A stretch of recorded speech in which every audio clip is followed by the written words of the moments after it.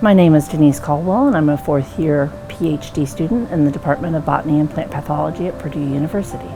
When I turned 18, my parents said, pick a college, and I said, well, I kind of like science, so I guess I'll try to go to Purdue.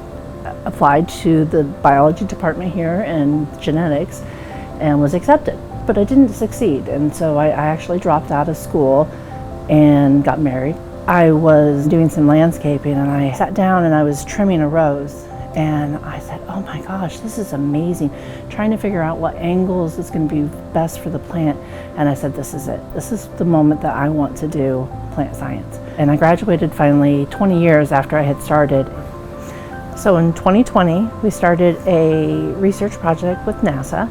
We're going to take seeds that are planted in the science carrier, transport them to the space station, and start germinating both of them on planet and on the space station at the same time, and look at the differences between these two, comparing the microgravity effect on defense responses.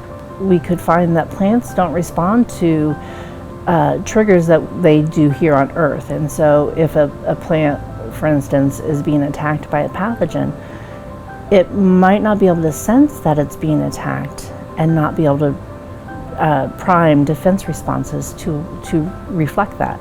And so if we can understand what's going to happen to plants in relation to pathogen attack, it will help us when we try to do long distance travel to Mars or colonization of the moon. Someday, to see those plants growing on the space station, I'll be able to look at my children and say, look what I was able to do. I made that science, I created that science, and I have astronauts and pseudonauts implementing that. It's amazing. I mean, what a feeling to know that you're one of the first steps onto the journey onto the stars.